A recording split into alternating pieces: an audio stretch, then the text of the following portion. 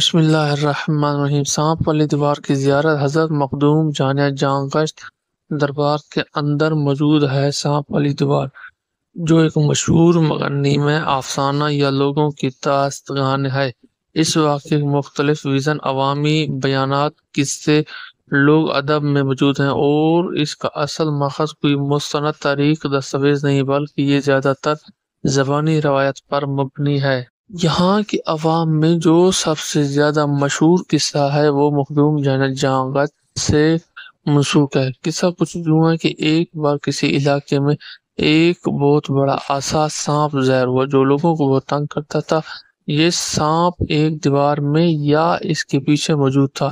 علاقے کے لوگ اس سے بہت خوف زدہ تھے اور کچھ عرصے تک وہ علاقہ ویران ہو گیا۔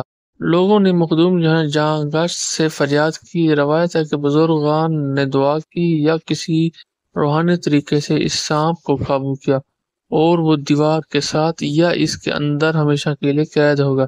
بعض بیانات یہاں تک بیان کرتے ہیں کہ دیوار میں سانپ کی شکل کا نشان اب بھی موجود ہے اور یہ نشان وقتاً فوقتاً حرکت کرتا ہے یا کسی روحانی علامات کا مظاہرہ ہے۔ یہ واقعہ سچ ہے یا جھوٹ ہے مگر اس کا اب اللہ ہی جانے، مگر یہ واقعہ اس شریف کی عوام میں بہت مشہور ہے، مگر کتابوں میں ہمیں یہ نہیں ملا۔ بطور ایک کرامت یا روحانی واقعہ بھی کہا جا سکتا ہے جس کی سچائی پر ایمان رکھنے والے لوگ عقیدت رکھتے ہیں، مگر یہ واقعہ تاریخ کی مستند کتابوں میں بہت ہی کم تفصیل سے درج ہیں۔ بعض زائرین یا مقامی لوگ یہ دعویٰ کرتے ہیں کہ وہ دیوار میں موجود اس سانپ کی نشانی آج بھی دیکھ سکتے ہیں۔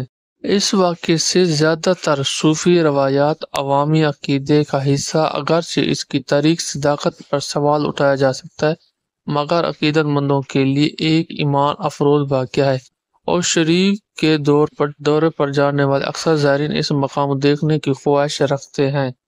آپ کی رائے ہمارے لیے بہت قیمتی ہے، کمنٹس میں اپنے رائے کا اظہار کریں۔ اگر آپ کو ہمارا مواد پسند آیا تو براہ کرم لائک، شیئر اور سبسکرائب کرنا نہ بھولیں۔ شکریہ۔